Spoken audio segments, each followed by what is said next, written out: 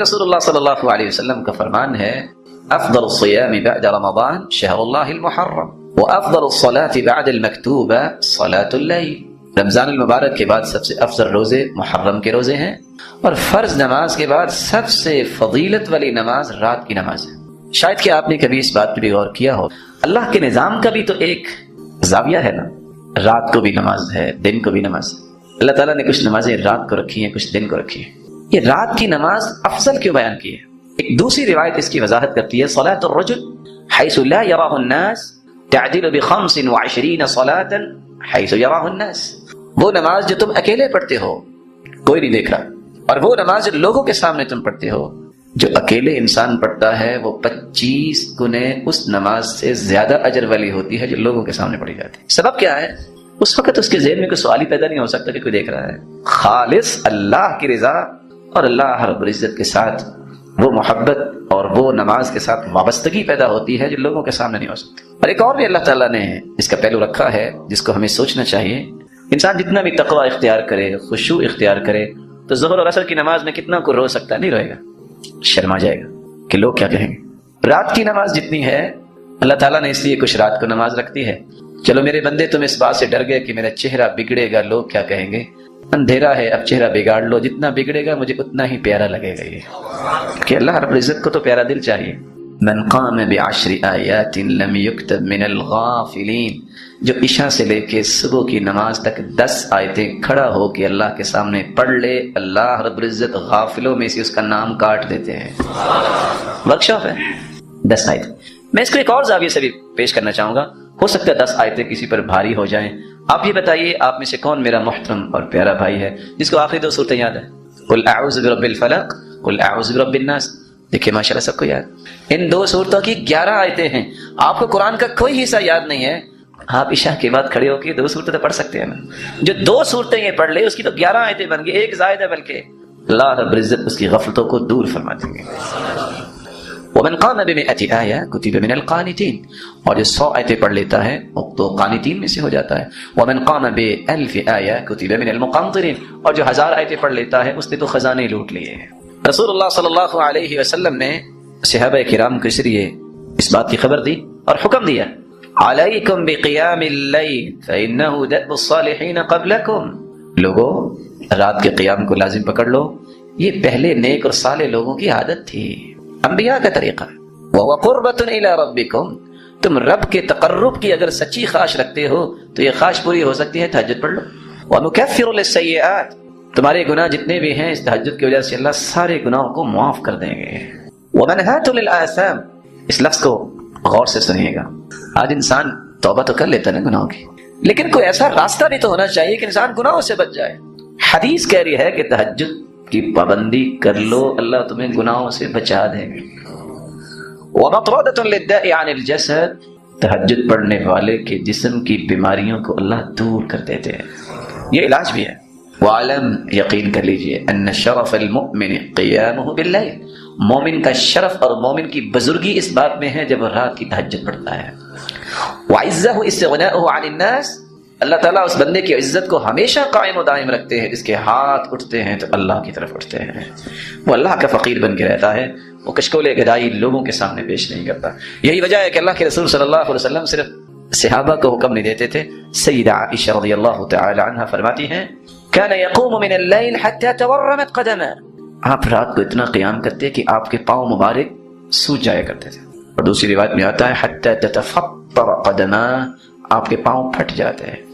سیدہ عائشہ سوال کرتی ہیں، یا رسول اللہ صلی اللہ علیہ وسلم لما تصنع هذا وقد غفر الله لك ما تقدم من ذنبك وما تأخر، سرتاج رسول آپ اتنی تہجد کیوں پڑھتے ہیں، اتنی محنت کیوں کرتے ہیں، آپ کا تو کوئی گناہ ہی نہیں ہے، آپ جیسا تو اللہ نے پیدا ہی کوئی نہیں کیا۔ تو آپ نے جواب کتنا خوبصورت دیا، افلا احب ان اکون عبدا شکورا، جب مجھے اللہ نے پوری کائنات سے افضل بنایا ہے تو میرا شکر بھی تو پوری کائنات سے افضل ہی ہونا چاہیے۔ عبداللہ ابن عمر رضی اللہ تعالی عنہ، حدیث کے الفاظ ہیں، آپ صبح کی نماز پڑھتے تو آپ تشریف فرما ہوتے، آپ صحابہ کو حکم دیتے، من رأى هل رأى احد منكم الرؤيا فليقصها، تم میں سے کسی نے خواب دیکھی ہے تو مجھے بیان کرے، میں اس کی تعبیر بیان کرتا ہوں۔ آج اتفاق سے خواب کی تعبیر کرنے والا بھی ملتا ہی کوئی نہیں۔ عبداللہ بن عمر کو بڑا شوق تھا، مجھے خواب ہے، لیکن مرضی سے تو خواب نہیں آتی ہے، یہ تو اللہ کی طرف سے آتی ہے نا۔ ایک دن ان کو خواب آ گئی کہ میں رات لیٹا ہوا تھا، ایک شخص آیا، اس نے مجھے اٹھایا اور لے کے چل دیا.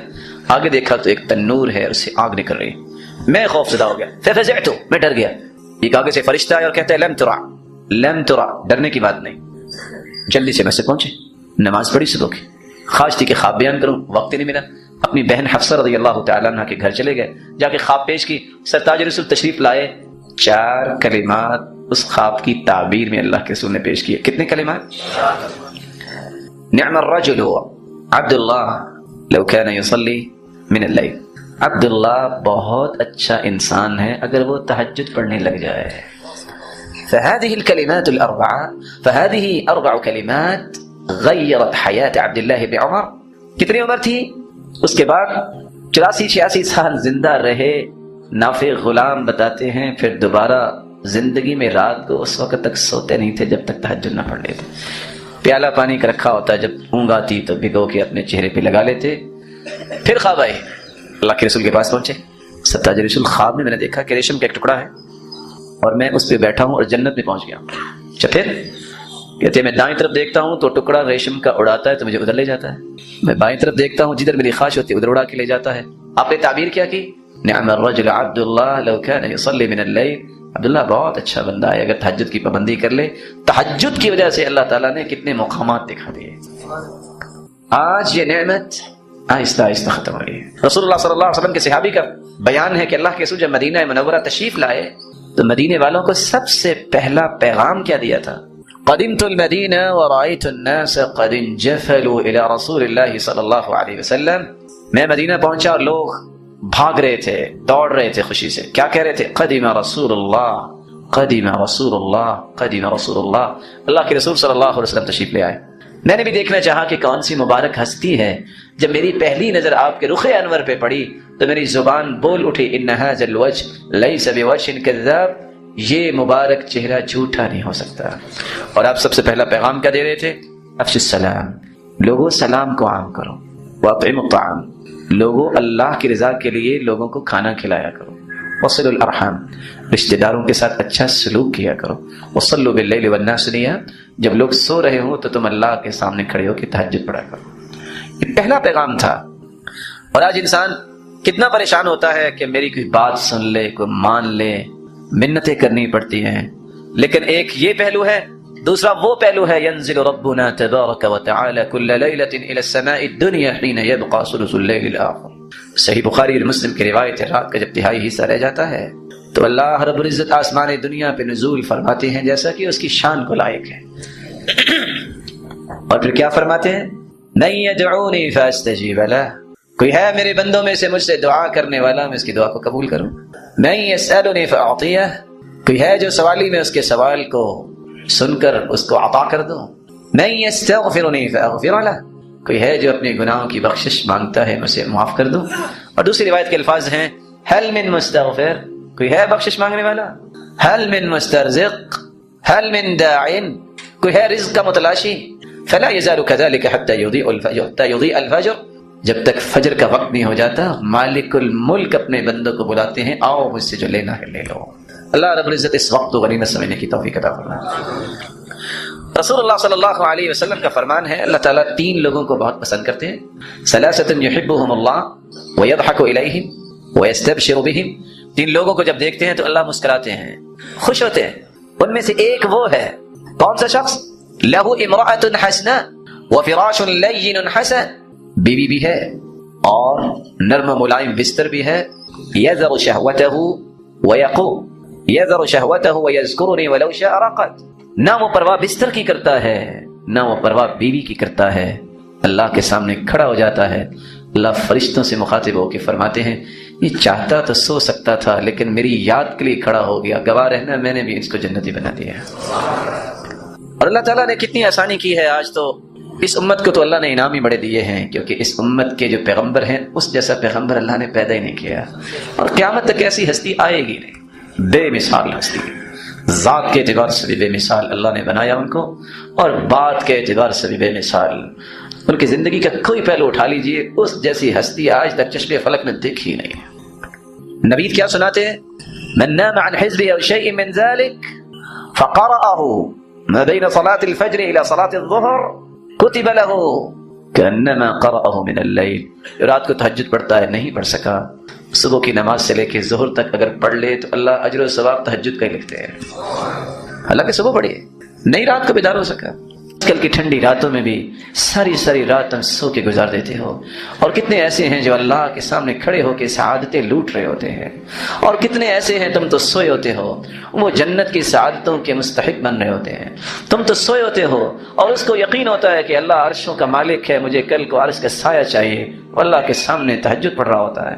اور یاد رکھ، تم سمجھتے ہو کہ یہ زندگی ہمیشہ رہنے والی ہے، اگر دنیا میں کسی کو بقا ہوتی، سالمیت ہوتی، تو وہ سرتاج رسول محمد مصطفیٰ کو ہوتی، لیکن وہ بھی اللہ کے پاس چلے گئے، تو دنیا میں تو کسی نے نہیں رہنا۔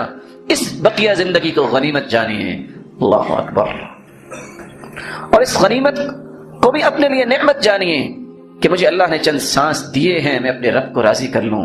وہ کیا وقت ہوگا جب قیامت کے دن تم اللہ کے سامنے کھڑے ہوگے اور ان لوگوں کو انعامات سے نوازا جائے گا جو تہجد پڑھنے والے ہیں، تم وہاں جو حسرت کرو گے اس سے بہتر ہے کہ کچھ وقت نکال لو۔ مالک ابن دینار رحمۃ اللہ علیہ جب ان کے بھانجے نے دیکھنا چاہا کہ میرے ماموں کون سی عبادت کرتے ہیں، کیسے کرتے ہیں، اس کے کمرے میں داخل ہوئے، انہوں نے مصلی بچھایا، تہجد پڑھنا شروع کی، قیام میں بھی رو رہے، رکوع میں بھی رو رہے، سجدے میں بھی رو رہے، سحری کا وقت آن پہنچا، اور آخر کیا کہتے ہیں، آسمان کی طرف نظر اٹھائے، ما عبدناک حق عبادتک، اللہ تیری عبادت کا حق ادا نہیں کیا، اپنی سفید داڑھی کو ہاتھ میں لیا، اور کیا کہتے ہیں، اللہم فحرم شیبۃ مالک علی النار، اللہ ایک ہی گزارش ہے، جہنم پہ اس سفید داڑھی کو حرام قرار دے دے۔ رسول اللہ صلی اللہ علیہ وسلم کی بیان کی ہوئی اس نعمت کو صحابہ نے سمجھا، تابعین نے سمجھا، سلف صالحین نے سمجھا۔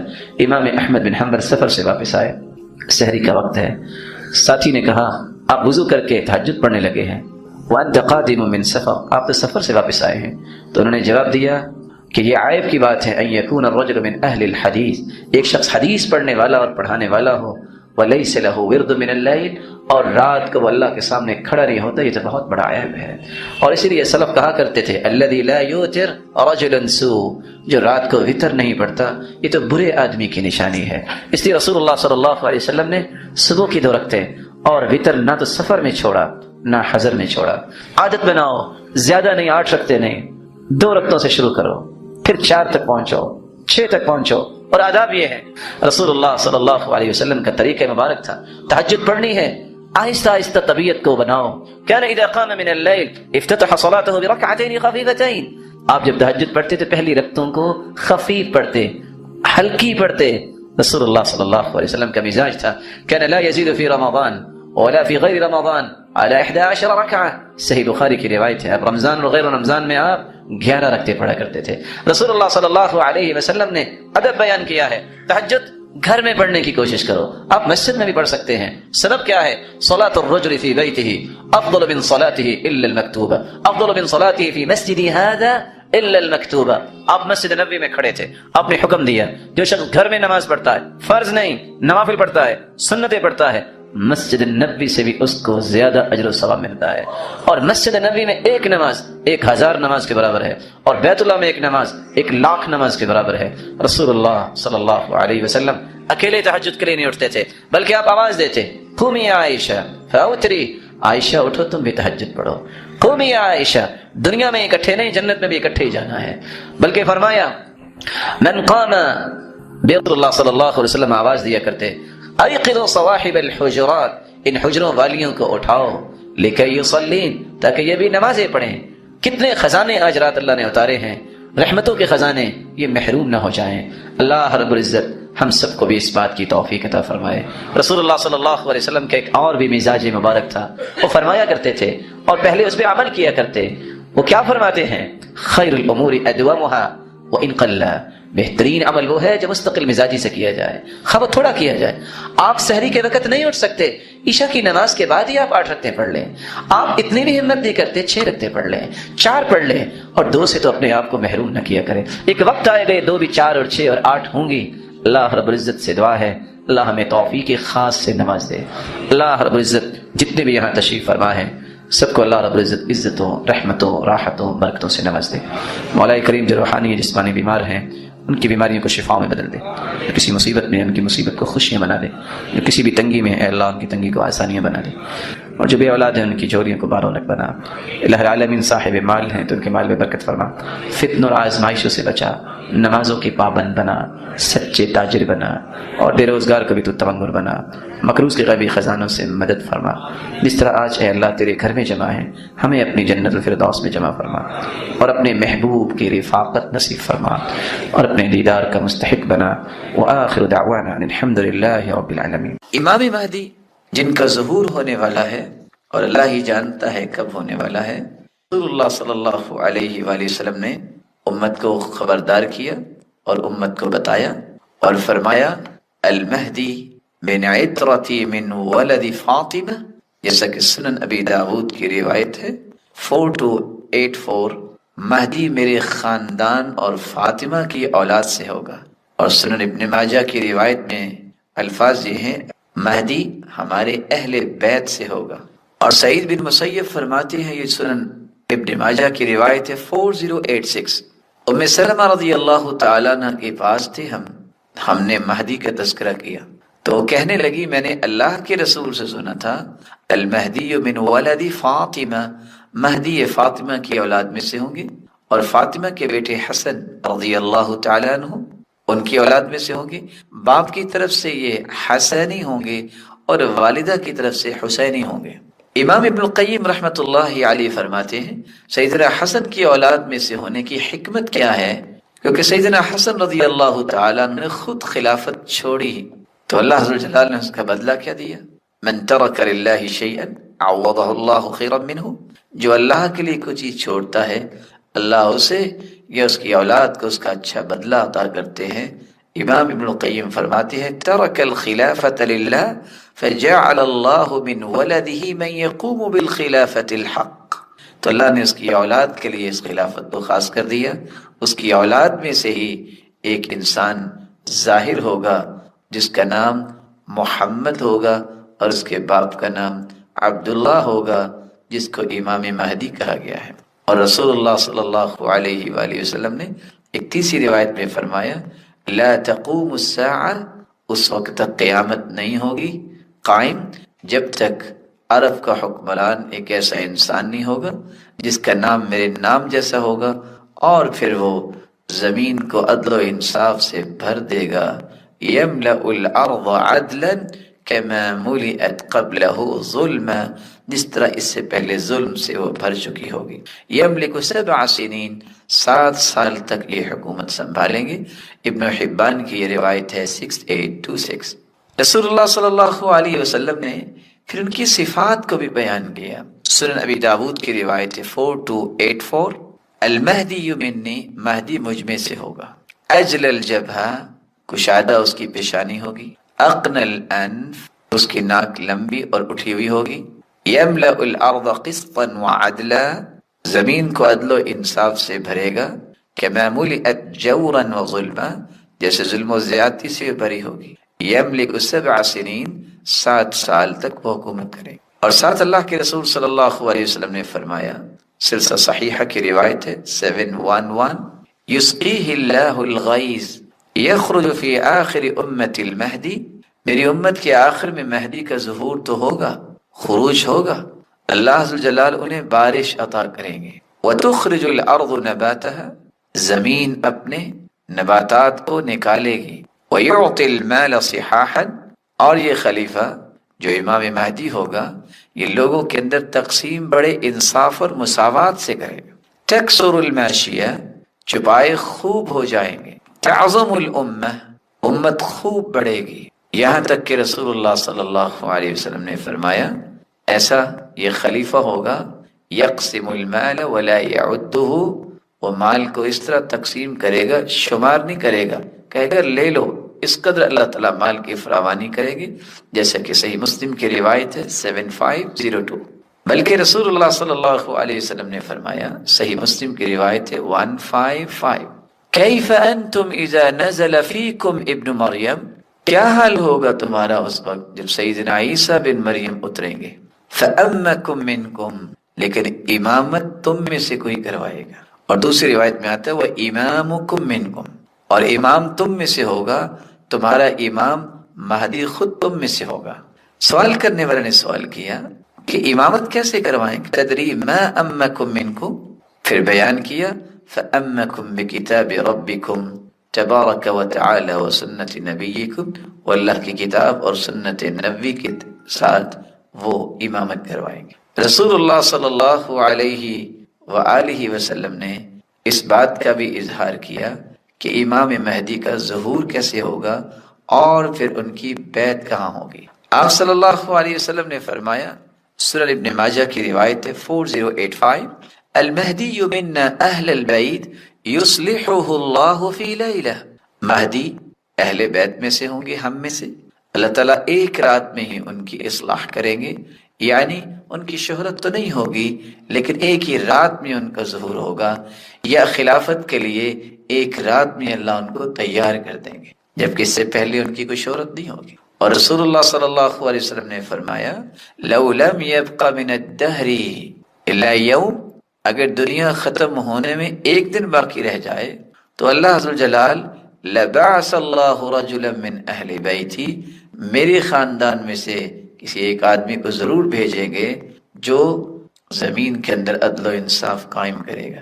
اور ایک دوسری روایت میں آتا ہے کہ اللہ کے رسول صلی اللہ علیہ وسلم نے فرمایا اللہ تعالیٰ اس ایک دن کو اتنا لمبا کر دیں گے جس میں امام مہدی جو میرے خاندان میں سے ہوں گے، جو دنیا کے اندر عدل و انصاف کو قائم فرمائیں گے۔ جابر بن عبداللہ رضی اللہ تعالیٰ عنہ روایت کرتے ہیں، یہ صحیح مسلم کی روایت ہے 156، رسول اللہ صلی اللہ علیہ وسلم نے فرمایا لا تزال طائفة من امتی یقاتلون علی الحق ظاہرین الی یوم القیامہ، میری امت میں سے ایسے لوگ ہوں گے جو قیامت تک حق پہ قائم رہیں گے اور غالب رہیں گے۔ فینزل عیسیٰ بن مریم، عیسیٰ بن مریم علیہ الصلاۃ والسلام کا نزول ہوگا اللہ کے حکم سے، فیقول امیرہم تعال صلی لنا، اس وقت مسلمانوں کا امیر کہے گا آئیے آپ نماز پڑھائیے، فیقول لا، تو سیدنا عیسیٰ علیہ الصلاۃ والسلام فرمائیں گے ان بعضکم علی بعض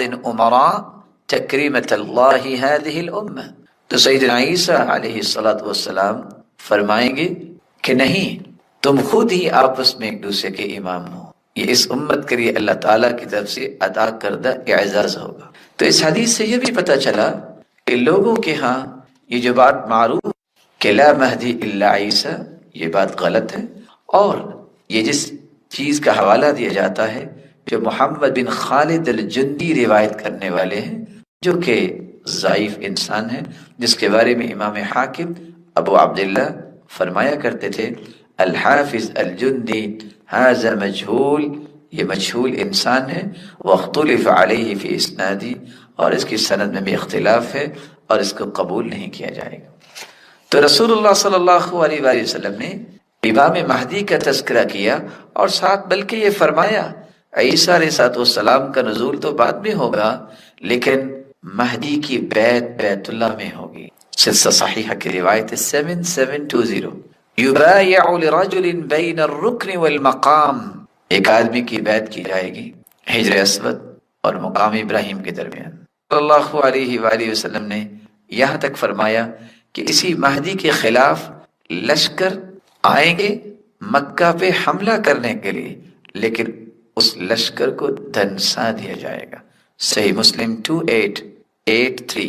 رسول اللہ صلی اللہ علیہ وآلہ وسلم سے سوال کیا گیا، صحیح مسلم کی ایک دوسری روایت میں یہ روایت کے الفاظ موجود ہیں 2884، یا رسول اللہ ان الطریق قد یجمع الناس، لوگ تو یہ تماشا دیکھنے جمع ہوں گے، یہ کدھر لشکر جا رہا ہے؟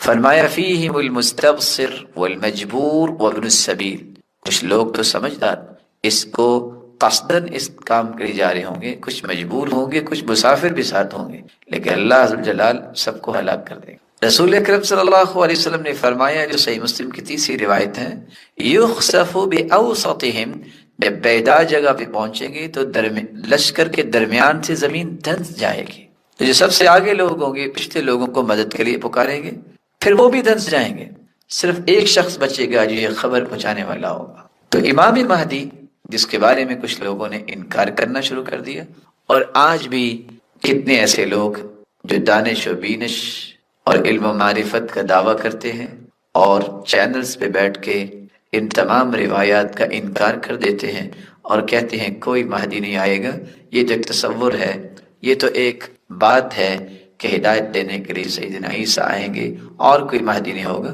تو ایسے لوگوں کو قرآن و سنت کی ان باتوں کو ماننا چاہیے اور سمجھنا چاہیے کہ امام مہدی یہ وہ ہیں جو قیامت کی نشانیوں میں سے ایک نشانی ہوگی، جو زمین میں عدل و انصاف قائم کریں گے اور سیدنا عیسیٰ علیہ السلام کے ساتھ مل کر جس طرح سیدنا عیسیٰ دجال کو قتل کریں گے، دجال کا ظہور ہوگا، یہ بھی قیامت کی نشانی ہے، تو وہاں امام مہدی بھی ہوں گے۔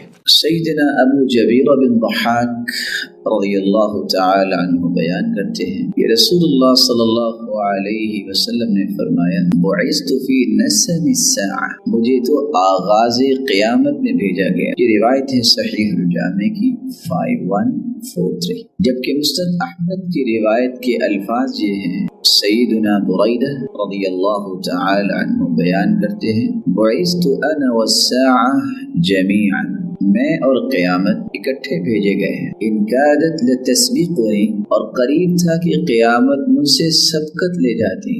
یہ روایت ہمیں بتاتی ہے کہ رسول اللہ صلی اللہ علیہ وآلہ وسلم نے قیامت کی نشانیوں کو بیان کرتے وقت پہلی نشانی جو امت کو سمجھائی ہے کہ آخری پیغمبر کا آ جانا، سید الرسل خاتم الانبیاء محمد رسول اللہ صلی اللہ علیہ وآلہ وسلم کی بعثت، یہ قیامت کی ایک نشانی ہے، یعنی قیامت اس کے بعد بہت قریب ہے۔ اور اس قدر قربت کی بات کرتے ہوئے فرمایا کہ میں اور قیامت اکٹھے ہی بھیجے گئے ہیں اور قریب تھا کہ قیامت میں اسے سبقت لے جاتی۔ امام قرطبی رحمۃ اللہ علیہ فرماتے ہیں قیامت کی پہلی نشانی رسول اللہ صلی اللہ علیہ وآلہ وسلم کا تشریف لانا ہے، کیونکہ آپ آخری الزمان پیغمبر ہیں اور آپ صلی اللہ علیہ وآلہ وسلم اور قیامت کے درمیان کوئی اور نبی نہیں آنے والا، اس لیے آپ صلی اللہ علیہ وآلہ وسلم نے اپنے آپ کو قیامت کو اکٹھا بھیجنے کی بات کر دی۔ ان تین احادیث کی روشنی میں جہاں ہمیں یہ بات سمجھ آتی ہے کہ آپ صلی اللہ علیہ وآلہ وسلم کی بعثت، اس سے قیامت اور قرب قیامت کا احساس دلایا گیا ہے، وہاں ایک اشکال پیدا ہوتا ہے جس کو سمجھنا بھی ضروری ہے کہ آج سے 1400 سال پہلے یہ بات کہی گئی کہ قیامت قریب ہے۔ کہنے والے اور قیامت کا انکار کرنے والے یہ اعتراض کرتے ہیں کہ یہ قیامت کیسی قریب ہے، 14 صدیاں بیت گئی، اس کے باوجود قیامت ابھی تک نہیں آئی، اور نہ ہی کوئی ایسا حتمی دعویٰ کیا جا سکتا ہے کہ مزید کتنے 100 یا کتنے ہزار یا کتنے لاکھ سال ابھی درکار ہیں قیامت واقع ہونے میں۔ اور ساتھ یہ بھی کہا جاتا ہے کہ قیامت سے پہلے تو مہدی کا ظہور ہوگا، سیدنا عیسیٰ علیہ السلام کا نزول ہوگا اور دجال کا فتنہ ظاہر ہوگا، اور یہ تینوں چیزیں بھی ابھی تک ظاہر نہیں ہو سکی،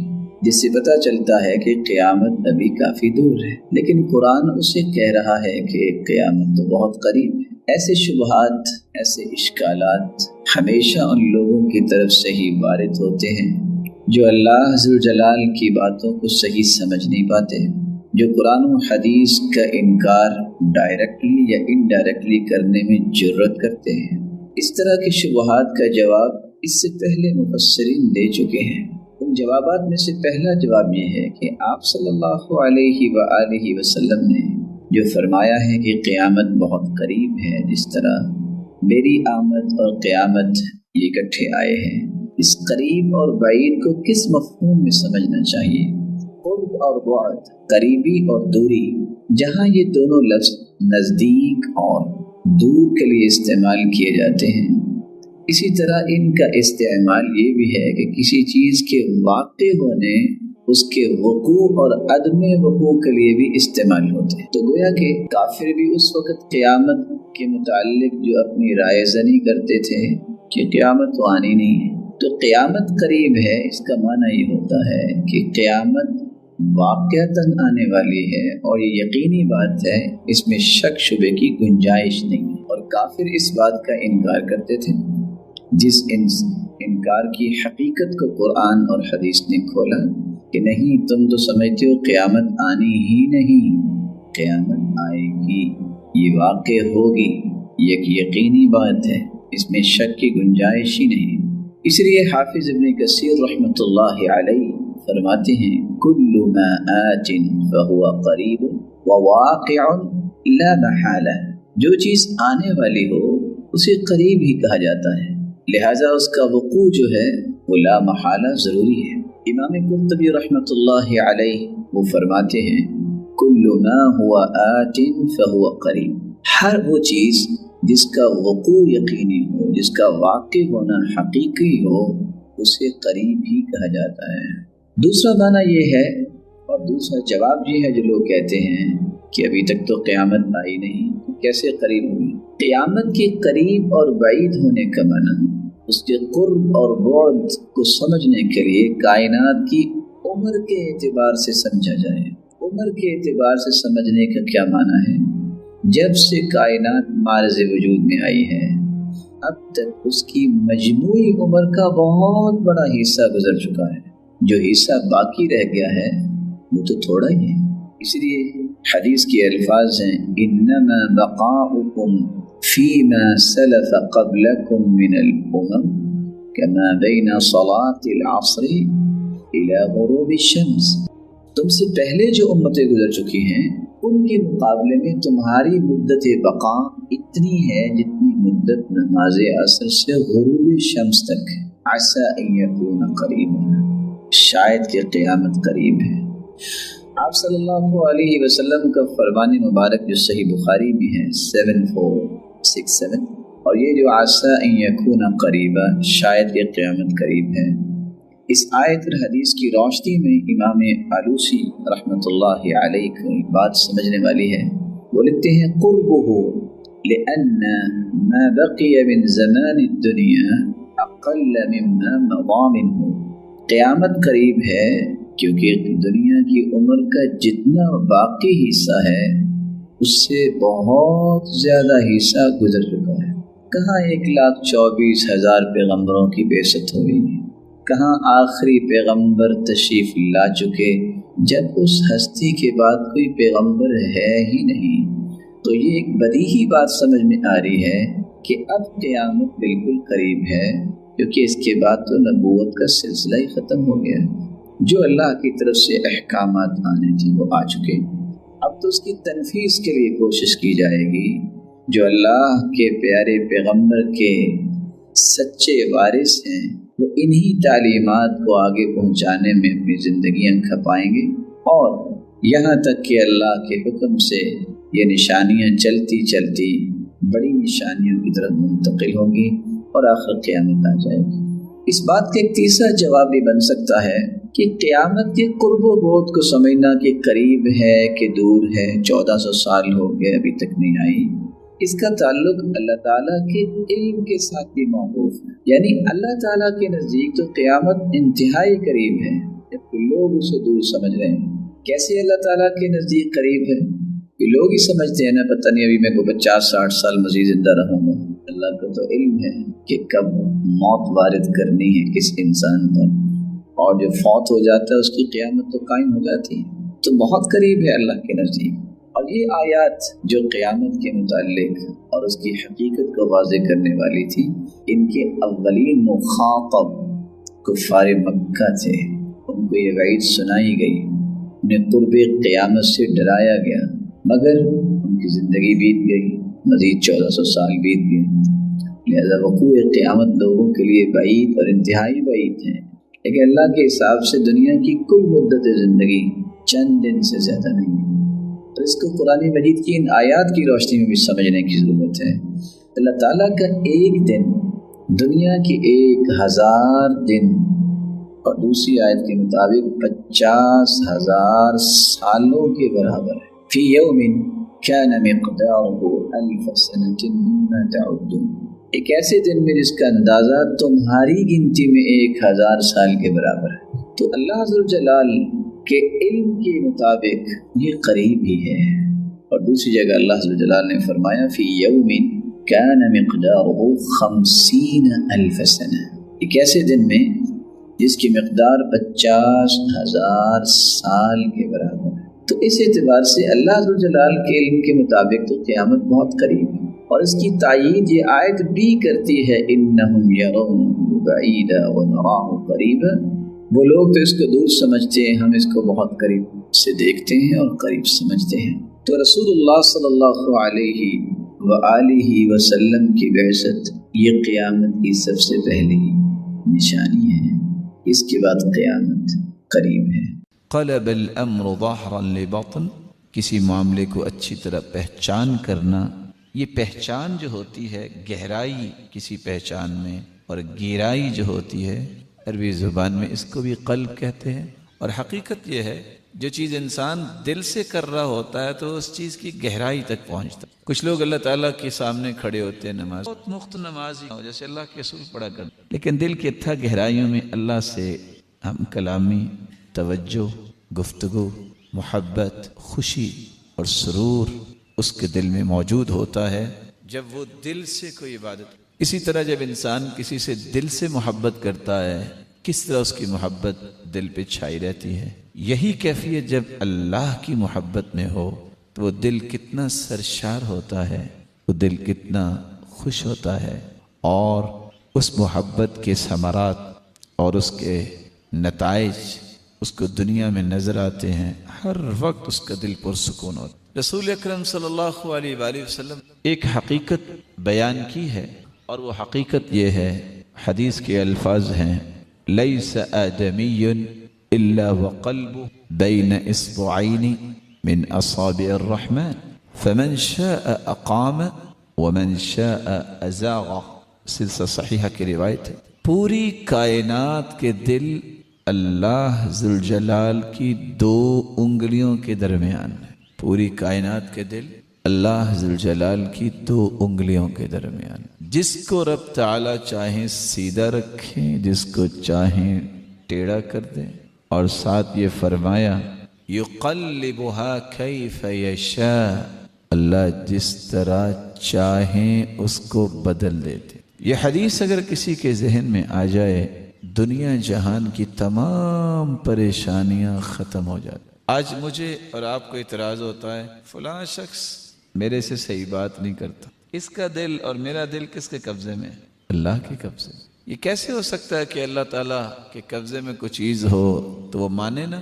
آپ اللہ کو راضی کریں، اس کے دل کی اصلاح اللہ کر دیں۔ کچھ لوگوں کو بہت سارا اعتراض ہوتا ہے کہ فلاں شخص کی تو بہت عزت کرتے ہیں لوگ، میری عزت نہیں۔ آپ کی عزت اس وقت ہوگی جب آپ اللہ کی عزت کریں۔ اور یہاں صحیح مسلم کی روایت جو اس بات کو دل کے نہال خانے تک حقیقت کھولنے والی ہے کہ اللہ تعالیٰ جب کسی سے محبت کرتے ہیں تو پھر کیا ہوتا ہے، اور اللہ تعالیٰ جب کسی سے نفرت کرتے ہیں تو پھر کیا ہوتا ہے۔ حدیث میں آتا ہے ان اللہ اذا احب عبدا نادى جبریل، اللہ تعالیٰ جب کسی سے محبت کرتے ہیں تو جبریل امین کو آواز دیتے، بلاتے اور فرماتے انی احب فلانا، میں فلاں سے محبت کرتا ہوں، فاحبہ، تم بھی جبریل اس سے محبت کرو۔ لیکن اللہ تعالیٰ جب کلام کرتے ہیں فاخذت السماء رعدا ورجفا، آسمانوں میں زلزلہ آ جاتا، سب فرشتے کسی کی جرت نہیں جواب دے، پھر اللہ کے حکم سے ہوش میں آتے ہیں، سب سے پہلے جبریل، پھر باقی فرشتے۔ جبریل اجازت لیتے ہیں اور پوچھتے ہیں ماذا یقول ربنا، ہمارے رب نے کیا کہا؟ پھر خود ہی کہتے ہیں یقول الحق، اللہ تو حق کی۔ پھر اللہ کا حکم سننے کے بعد جبریل بھی اس سے محبت کرنے لگ جاتے، پھر جبریل امین 7 آسمانوں کے فرشتوں میں اعلان کرتے ہیں ان اللہ احب فلانا فاحبوه، فرشتوں یہ شخص اللہ تعالیٰ کا میں بھی اس سے محبت کرتا ہوں، تم سب اس سے محبت کرو۔ وَيُحِبُّ أَهْلُ السَّمَاءِ، تو آسمانوں کی مخلوق کھربوں فرشتے اس انسان سے محبت کرنے لگ جاتے۔ ثُمَّ يُوضَعُ لَهُ الْقَبُولُ فِي الْأَرْضِ، پھر ایک فرشتے کو حکم ہوتا ہے جاؤ آسمان دنیا پہ جا کے اعلان کر دو کہ لوگوں یہ فلاں بندہ جو ہے نا یہ اللہ کا پسندیدہ ہے، یہ فرشتوں کا بھی محبوب ہے، لوگوں تم بھی اس سے محبت کرو۔ وہ سادہ سا انسان کسی کے دروازے پہ جائے تو وہ دروازہ بند کر لیتے ہیں، ایسے انسان کے بارے میں جب اوپر سے فیصلہ آتا ہے نا تو پھر وہ دنیا کا محبوب بن جاتا ہے۔ بڑے بڑے سردار بھی، بڑے بڑے بادشاہ بھی پھر ایسے شخص سے محبت کرتے ہیں، دعاؤں کے طالب ہوتے ہیں۔ تو محبت کا سلسلہ دنیا میں نہیں ہے، کہاں سے چلتا ہے؟ آسمانوں سے۔ لیکن کب؟ جب اللہ تعالیٰ کو کسی کا دل پسند آ جاتا ہے، اور یہی چین اس وقت چلتی ہے جب اللہ کسی سے ناراض ہوتے ہیں۔ وَإِنَّ اللَّهَ إِذَا أَبْغَضَ عَبْدًا، جب اللہ ناراض ہوتے ہیں تو اسی طرح فرماتے ہیں میں فلاں سے ناراض ہوں، جبریل تم بھی اس سے بغض رکھو۔ پھر وہ فرشتوں میں اعلان کرتے ہیں فرشتوں تم بھی اس سے نفرت کرو، وہ بھی نفرت کرتے ہیں۔ ثم يوضع له البغضاء في الارض، پھر اللہ ذو الجلال کی طرف سے حکم ہوتا ہے تو زمین میں بسنے والے جتنے لوگ ہیں وہ سارے کے سارے اس سے نفرت کرتے۔ اربوں روپے بھی آپ دے دیں کسی کو، وہ آپ کی تعریف نہیں کرے گا۔ کیوں؟ اوپر سے فیصلہ آ گیا اس سے نفرت کر۔ تو یہ مت سوچنا چاہیے کہ شاید مجھے مال سے، مجھے بڑے گھر سے، مجھے عہدے منصب سے لوگ عزت کریں گے، محبت ملے گی۔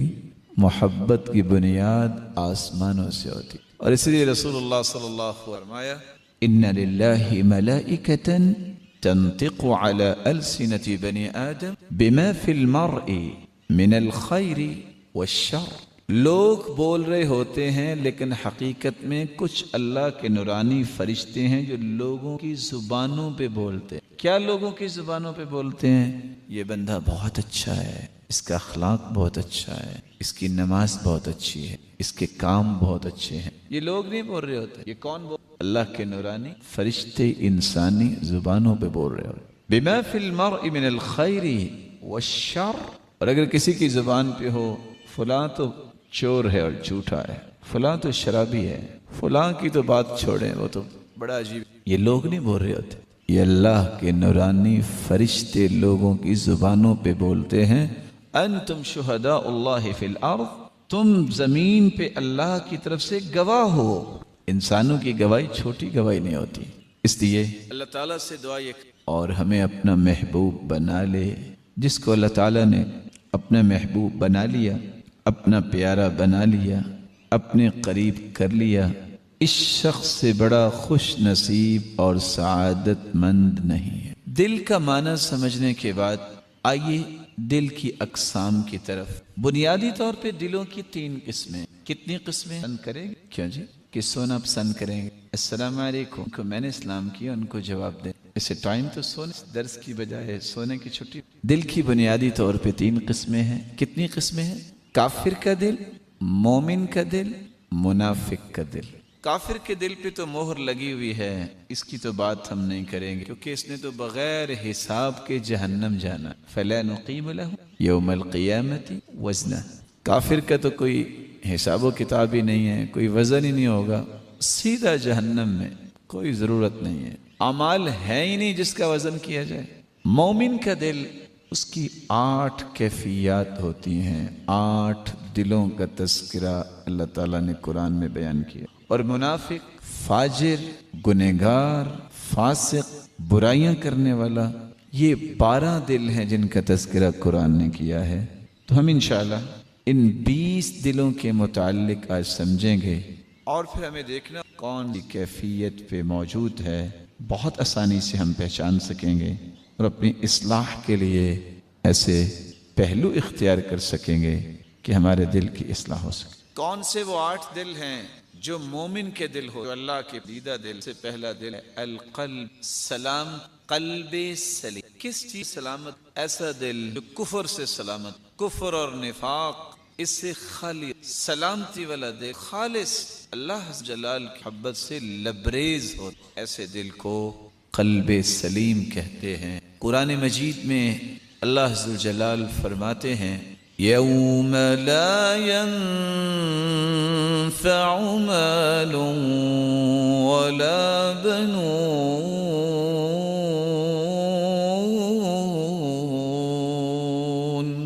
إلا من أتى الله بقلب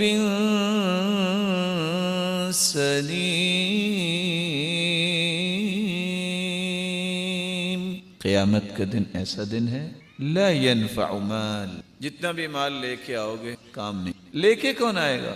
بس نام ہی ہوگا کہ میرا مال. اور مال کی دو مصیبتیں ہیں، اگر کسی کی سمجھ میں آ جائے تو وہ صحیح راستے پہ چل سکتا ہے. مال کی پہلی مصیبت یہ ہے، آپ کے پاس اگر 100 ارب بھی ہے، جب آپ قبر میں جائیں گے تو 1 روپیہ بھی ساتھ نہیں لے کے جائیں. آپ کسی بھی عقل مند سے عقل مند درزی سے کہیں کہ چلو وہ کفن کو جیب لگا دے، کوئی لگائے گا؟ ویسے آپ نے ٹھیک ہے کفن پہ جیب لگی ہو، چلو سامنے نہیں تو دائیں بائیں لگا لیں. ایسا نہیں ہوتا. یہ مال کی پہلی مصیبت. کمایا میں نے، محنت میں نے، 100 ارب بھی چھوڑ کے جا رہا ہوں، 1 روپیہ بھی میں ساتھ نہیں. دوسری مال کی مصیبت یہ ہے، چھوڑ کے میں کس کے پاس جاؤں گا؟ وارثوں کے. کھائے گا اڑائے گا کون؟ خرچ کرے گا عیاشی کرے گا کون؟ وارث. لیکن قیامت کو حساب مجھ سے لیا جائے. میں نے خرچ بھی نہیں کیا، میں نے بس جوڑا تھا. حساب کس سے لیا جائے گا؟ اگر انسان کے ذہن میں یہ دو باتیں آ جائیں تو پھر اس کی خواہش ہوتی ہے کہ آگے ذرا میں ٹرانسفر اس زندگی میں بھی جانا ہے جہاں کچھ نہیں ہوگا تو وہاں کچھ بیلنس تو. آج سفر کرتے بندہ کریڈٹ کارڈ ATM کارڈ ساتھ رکھتا ہے. چلو ہم نے ملائیشیا جانا ہے تو وہاں کیسے اتنے کیری کیسے کر سکتے ہیں؟ تو آرام سے کارڈ ڈالیں گے، ضرورت پوری. لیکن یہ کیسا عجیب قانون ہے جس کو میں عجیب اس لیے کہہ رہا ہوں کہ جس کو لوگ سمجھتے ہی نہیں ہیں کہ انسان چلا جائے نہ تو اس کے پاس ATM کارڈ ہے نہ اس کے پاس کوئی کریڈٹ کارڈ ہے. اس کو اتنا تو بندوبست کرنا چاہیے کہ قیامت کو اگر مجھے کہیں ضرورت پڑ گئی تو میں کوئی پیسہ ہی لگا لوں، پیش کر دوں. لیکن وہاں کیا ضرورت پڑنی ہے؟ اس ضرورت کو پورا کرنے کے طریقے دنیا میں بتائے ہیں. رب کی راہ میں دو گے کریڈٹ وہاں ہوتا. یوم لا ينفع مال، جس دن نہ مال نہ فنون نہ اولاد نہ الا مگر من اتى اللہ بقلب سلیم، جو اللہ کے سامنے حاضر ہوگا ایسا دل لے کے جو سلامتی والا دل ہے، اس کو صحیح نفع ہو. کیا نفع ہوگا؟ قرآن مجید نے اس نفع کی بات بھی بیان. اس کو جنت میں داخل کر دیا جائے گا اور جہنم سے دور کر دیا جائے گا. تو کفر سے خالی، نفاق سے خالی، رذالت ذلتوں کے خالی خواہشات، ایسے دل میں جس میں نہ کفر اور نفاق اور غلط کام کی خواہشات نہ ہوں، ایسے دل کو قلب سلیم کہتے ہیں. اور یہ مومن کا. دوسرا دل ہے جس کو کہتے ہیں القلب المنیب، ہر وقت رب کے لوٹ بیٹھا ہوا ہے، بات کر رہے ہیں، اچانک اس کی زبان سے لفظ نکلیں گے اللہ اکبر، کدھر پلٹ کے آتا ہے؟ ساتھی ہنس کھیل رہے ہیں، اور کیا حال ہے، آپ کیسے ہیں؟ اللہ کا. پھر بھی نسبت کس طرف کی؟ آج کل کیسا چل رہا ہے؟ اللہ. پلٹ کے آتا ہے اس کی زندگی کے زاویے اللہ کی طرف. ایسا قلب منیب جا رہا ہے لا الہ الا اللہ، کسی کام میں لگا ہوا ہے استغفر اللہ، اس کی زبان لذت محسوس کرتی ہے کہ وہ رب کا ذکر، رب کا نام لے اور اللہ کی طرف رجوع کرے. بڑے سے بڑا بادشاہ بھی بن جاتا ہے تو جس کا دل پیارا ہوتا ہے کیا کرتا ہے؟ اب سلیمان کے ساتھ تو نہیں گزرا.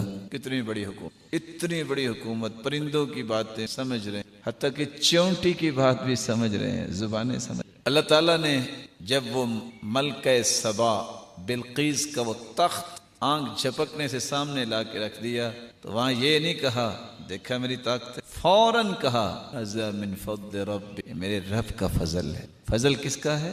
رب کا. ذوالقرنین کا کتنا بڑا بادشاہی نظام تھا، کس طرح جب یاجوج ماجوج کے لیے انہوں نے دیوار بنائی تو کیا کہتے ہیں؟ ھذا رحمت من رب، یہ میرے رب کی رحمت ہے. آج ہم چھوٹی سی آلٹو گاڑی لے لینا، کہتے ہیں دیکھا میری کمائیاں، اسی گاڑی. وہ دوسرے دن بھی چوری ہو جائے یہ الگ بات ہے، لیکن جس دن آتی ہے نا سارے خاندان میں دھوم مچی ہوتی ہے، لاؤ بھی مٹھائی، کیا جی آلٹو شریف آ گئی ہے گھر. ادھر اللہ تعالیٰ نے سیدنا سلیمان علیہ السلام کو اتنی بڑی بادشاہ دی ہو، کہتے ہیں ھذا، یہ میرے رب کا فضل. ذوالقرنین کہتے ہیں ھذا رحمت، یہ میرے رب کی رحمت ہے. تو رب کی طرف اچھائی کی نسبت کرنا، ہر وقت اس کے نام کو اپنی زبان پہ لانے کی سعادت حاصل کرنے والا دل، یہ قلب منیب ہے. اللہ عز و جلال اس کے بارے میں فرماتا وَأُزْلِفَتِ الْجَنَّةُ لِلْمُتَّقِينَ غَيْرَ بَعِيدٍ هَذَا مَا تُوعَدُونَ لكل أواب حفيظ من خشي الرحمن بالغيب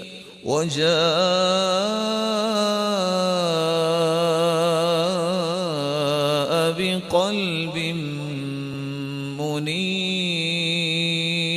منيب ادخلوها بسلام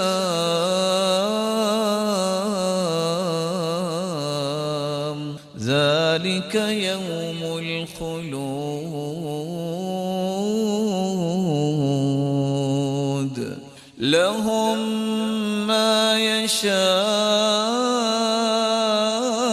يشاءون فيها ولدينا مزيد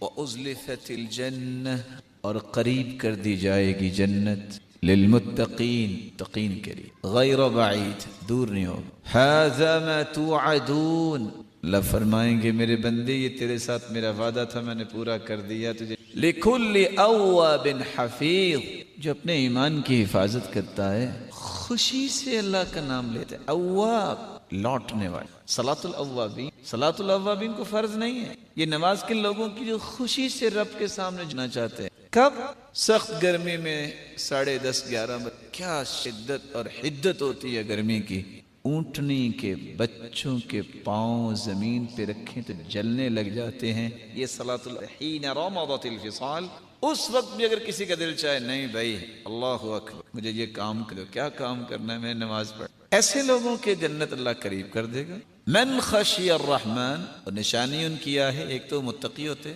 ڈرتے اللہ سے بالغیب رب کو دیکھا نہیں ہے پھر بھی اللہ سے ڈرتے ہی رہتے وجاء بقلب منیب اور دل ایسا لے کے آتے ہیں جو رجوع کرنے ایسے لوگوں سے کہا جائے گا سلام سلامتی ذالک یوم الخلود صرف چند گھنٹوں کے لیے نہیں آج بڑے سے بڑے باغ بڑے سے بڑے پارک 2-4 گھنٹے گزارنے کے بعد کہتے ہیں بس بھی بند بچے اور کچھ نوجوان بھی اور کچھ بوڑھے بھی یہ خواہش کرتے ہیں چلو جی کچھ سیر کرنی چاہیے جنت ایسی نہیں جنت میں لفظ کیا ہے ذالک اب جا رہے ہو نا جنت میں لہم ما یشاءون فیہا وہاں چاہیں گے انہیں دنیا کی کوئی ایسی جگہ وہ اللہ تعالی پوری فرمائے لیکن یاد رکھیں کہ آپ اس خواہش کریں قد میں وہ چھائے گی من خشی الرحمن جو رب کو بغیر دیکھے ڈرنے والے ہیں وہ ادب کی بات وہ اللہ کے پسند کی بات ہی کریں گے اور اللہ تعالیٰ نے خواہش کرے گا کہ لا عین رأت کسی آنکھیں ایسی نعمتیں دے ولا اذن سمعت کسی کان ایسی تذکرہ ولا خطر على قلب انسان خیال جس جنت لگتا ہے آپ نے مٹکا جو ہے پانی حجم کے اگر وہ آج کیسی جنت اللہ ایک پھل آپ توڑیں گے ابھی آپ توڑ کے فارغ ہوں گے اسی وقت دوبارہ لگ جائے اور آپ توڑنے کے لیے جائیں گے نہیں آپ صرف خواہش کریں گے مجھے یہ چاہیے وہ خود پھل پر ٹہنی دنیا کے باغات نہیں اپنا بھی باغ ہو کرائے پہ کہ مالک ہی چلا جائے تو وہاں ایک بابا جی بیٹھے 6 فٹ لاٹھی اٹھا کے لے آتے ٹھیکے پہ پھر آگے ادھر تو لڑائی ہو جائے مالک تم نے پیسے لیے ہیں وہاں جو خواہش کرو گے وہ ملے گا ولدینا مزید جنت کی ساری نعمتوں کے ساتھ ساتھ ایک اور بھی شے مزید یہ کیا ہے مزید جب جنتی ساری جنت کی نعمتوں سے خوش ہو جائیں گے تو اللہ اپنا دیدار کروائے ساری نعمت ایسے ہی بھول اللہ ہم سب کے نصیب دل کی تیسری قسم القلب المخبت اخبات والا دل جس کے اندر خشوع خضوع ہوتا اطمینان ہوتا پرسکون بعض لوگ پیسہ پرسکون اسے آپ نے کل سن کہ اللہ کے سود نے کیا کر تو سکون ڈالا گیا دل میں اور وقار ڈالا گیا دل میں ایسے سکون کی زندگی عطا کرتے ہیں دعا کی وگرنہ بڑے بڑے لوگوں کو آپ دیکھیں وہ 81 کھا کے ہم دیکھتے ہیں اٹھانا اتنے سکون پرواہ نہیں ہے لیکن شرط یہ ہے کہ نماز کے وقت کیا دے رہا ہوتا علیک لیل طویل سوچ بہت ادھر اذان ہو رہا وہ کیا کہہ رہا ہوتا علیک لیل طویل تو نیند کے وقت یہ ایک نماز کے وقت سونا یہ سزا ہے اور حدیث میں الذین تتثاقلت رؤوسهم نماز کے بھاری مسند فکوں کی کب سر بھاری اور جو نماز اللہ کے رسول روایت جب نے دیکھا ایک شخص نے اٹھایا وہ پتھر کچل دے پوچھا یہ کون ہے کہا یہ اس شخص کا الذي ياخذ ويرفضه وينام عن الصلاه قرآن چھوڑ دیتا پھر وہ سو رہا فرض نماز پھر سویا يفعل به الى يوم القيامه اس کو طرح ہی قیامت عذاب اللہ زال تو تیسرا دل القلب المخبت اللہ عز وجل وَلِيَعْلَمَ الَّذِينَ أُوتُوا الْعِلْمَ أَنَّهُ الْحَقُّ مِنْ رَبِّكَ فَيُؤْمِنُوا بِهِ فَتُخْبِتَ لَهُ قُلُوبُهُمْ وَإِنَّ اللَّهَ لَهَادِ الَّذِينَ آمَنُوا صِرَاطٍ مُسْتَقِيمٍ وَلِيَعْلَمَ تاکہ جان لیں اہل جن کو علم سے نواز یہ قرآن یہ اللہ کی طرف سے اور پھر اس پر ایمان لے آئیں اور ایمانی کیفیت یہ ہو کہ ہر وقت اخبات دل بھر کے اللہ کی محبت دل میں کوئی جگہ خالی نہ ہو کسی اور کی محبت کے لیے فَتُخْبِتَ لَهُ قُلُوبُهُمْ ایسے لوگ وَإِنَّ اللَّهَ لَهَادِ تعالیٰ ان کو ہدایت دے کس چیز کی ہدایت دے الى صراط مستقیم سیدھے کون سے دل اللہ تعالیٰ کو کتنے اور برے دل کتنے 12 آپ نے کتنے تذکرہ کون سے دل قلب سلیم قلب منیب اور تیسرا قلب مخبت یاد رہے گا ایک مرتبہ پھر کون سے تین قلب منیب اور قلب چوتھا دل جو قلب الوجل ایسا دل جو ہر وقت ڈرتا خوف کیا ہے نہ رہے گی پتہ نہیں یہ قبول ہوگا کہ نہیں ایسا دل بھی اللہ تعالیٰ بہت پسند ہے پتہ نہیں اللہ تعالیٰ یدعون ربهم خوفا مومن کے درمیان خوف بھی ہوتا ہے کہ خوف کی امید کیسی مجھے جنت دونوں کے درمیان اکیلی امید نہیں اکیلا خوف نہیں خوف والذین کتنے لوگ نے ڈر رہے کہ رب کی طرف لوٹ کے جانا ہے سیدہ عائشہ رضی اللہ پیارے جو برائی کرتے ہیں ان کے بارے میں جو چوری کرتے ہیں ان کے بارے میں اس لیے قرآن کہتا ہے لیسأل الصدقین عن صدقہم سچوں سے ان کی سچائی کے بارے میں پوچھا جائے گا جھوٹے ہیں ان کا کیا بنے پوچھا جائے تو جو ہیں جھوٹے ان کا کیا بنے تو چوتھا دل جو ہے اس کو کہتے ہیں قلب وجل اللہ کا خوف اس دل پانچواں دل القلب التقی متقی دل ایک عام کلمہ بولا جاتا ہے بڑا آپ ذرا اس کی تعریف سنی اور آیت سن آپ کو سمجھ آئے گا اس کو کہتے ہیں معاشرہ الذی یعظم شعائر اللہ اللہ کی نشانیوں جو عزم عزت احترام کو پہچان اللہ کی نشانیاں کیا ہیں بیت اللہ اللہ کی نشانی کیا ہے قرآن جو اللہ کی کلام اللہ تعالیٰ کے شعائر کیا ہیں اللہ تعالیٰ نے جنت اللہ تعالیٰ کے شعائر دنیا میں کیا ہیں علماء مساجد دین کی درسگاہیں شعائر جن سے دین بلند ہو جس شخص کے دل میں ان چیزوں کی عزت نہیں صفا مروہ ہے مینا ہے عرفات یہ جگہ ہیں اللہ تعالیٰ کی جو ان کے ساتھ بھی حرمتی کا سلوک کرتا ہے بہت بری موت میں آپ نے سنا لیڈر تو تھا ایک وقت تھا ہیرو بھی تھا لیکن جب اس نے مذاق کیا عرفات اور مینا کے ساتھ تو حالت کیا ہوئی اعلان یہ کرتا تھا کہ چوہوں کی طرح اس کو مار دو مرا خود جا کے چھپا اور وہاں اللہ کے شعائر کی عظمت جو ہے جس دل میں ہو وہ دل متقی ہو دو آیتیں سنی رسول اللہ صلی اللہ علیہ وسلم ایک شخص آکے جبننا عند اللقاء اور جب کھانے کی باری آتی کیا انہوں نے صحابہ کے بارے میں کہا کہ اللہ کے بارے میں صحابہ کے کیا انہوں نے صحابہ کے بارے میں کہا کہ رسول کے بارے میں صحابہ کیا انہوں نے صحابہ کے بارے میں کہا کہ اللہ کی نشانیوں کے بارے میں لیکن قرآن کی آیت کون سی اتری وہ صحابی کہتے ہیں کذبت لعمر اللہ اٹھ کہہ رہے ہو میں ابھی جا کے اللہ کے صحابی سام لگائی بات جبری قل باللہ وآیاتہ ورسولہ کنتم تستہزئون لا تعتذروا قد کفرتم بعد ایمانکم کہہ دیجئے میرے پیغمبر اللہ سے اللہ کی نشانیوں سے اللہ کے تو علم والے صحابہ سے مذاق کو اللہ نے اپنا مذاق نبی کے ساتھ مذاق اور اللہ کی نشانیوں سے مذاق اور ساتھ یہ کہا لا تعتذروا عذر مت پیش کرنا قد کفرتم بعد ایمانکم اللہ کے ساتھ اس کے رسول کے ساتھ اس کی نشانیوں کے ساتھ مذاق کرنا یہ کفر تم نے کیا اللہ کے رسول ارتحلوا میرے صحابہ اٹھو یہاں نہیں بیٹھنا جس جگہ علم والوں کی توہین ہوتی ہے میں وہاں نہیں بیٹھوں اللہ کے رسول اٹھنے میں بیٹھے خیمے اکھڑوا دیے اٹھنی دوڑا دی اور وہ ساتھ وہ شخص کیا کہہ رہا ہے یا رسول اللہ انما ہی السوالف اللہ کے رسول میں تو ویسے ہی مذاق کر رہا تھا آپ کیا کر رہے تھے قل اب اللہ وآیاتی ورسولی کنتم تستہزئون تمہیں مذاق اللہ کے ساتھ ہی آتا ہے؟ اللہ کی نشانی اور رسول کے ساتھ مذاق کرتے؟ آج دیکھ علم والوں کے ساتھ کیسا مذاق ہوتا ہے، لیکن کسی کو شرم، یہ متقی دل کیسے ہو سکتا؟ مسجدوں کے ساتھ اس پورے مبارک سلسلے پڑھائی کے ساتھ متقی دل نہیں ہو سکتا۔ متقی دل وہ ہے جس کے بارے میں ذَلِكَ وَمَن يُعَظِّمْ شَعَائِرَ اللَّهِ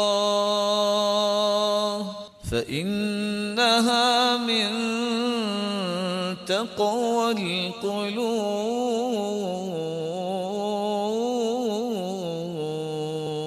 جو اللہ کی نشانیوں کی عظمت کو مانتا، دل میں مسجد کی عزت نہیں کا گھر ہے، اور جہاں مسجد بنائے گی یہ ٹکڑا اللہ کے ہاں محبوب ترین، اللہ کے اللہ مساجد، سب سے محبوب جگہ اللہ کے ہاں جہاں مسجد بنے۔ وَأَبْغَضُ الْبِلَادِ إِلَى اللَّهِ أَسْوَاقُهُ، دوسری جگہ اس لیے تو قیامت کے اللہ تعالیٰ أَيْنَ جِيرَانِي، کہاں ہے میرے پڑوسی؟ اللہ تو خالق، جبریل کو اجازت ملے گی، جبریل پوچھیں گے یا ربی وَهَلْ يَنبَغِي لِأَحَدٍ أَن بن سکتا ہے، آپ تو خالق ہیں، باقی ساری مخلوق۔ اللہ جواب دے مساجد کہاں ہیں مسجدوں کو بنانے والے، آباد والے، آج وہ میرے پڑوسی، آج وہ میرے پڑوسی ہیں۔ کیسا پڑوس ہوگا؟ اللہ کا عرش جو ہے ان کے لیے چھت مقام ہے، لیکن کن کے لیے؟ جو ان اللہ تعالیٰ کی شعائر کا احترام۔ چھٹا دل القلب المہدی، ہدایت یافتہ، یہ وہ دل ہوتا ہے جو اللہ تعالیٰ کی ہر فیصلے گئے تھے نوکری سے جواب ہو کہ اللہ تعالیٰ، یہ نہیں ہے کہ وہاں دروازے سے باہر نکل کے بے ہوش ہو جائے، اگلے 2 دن کے بعد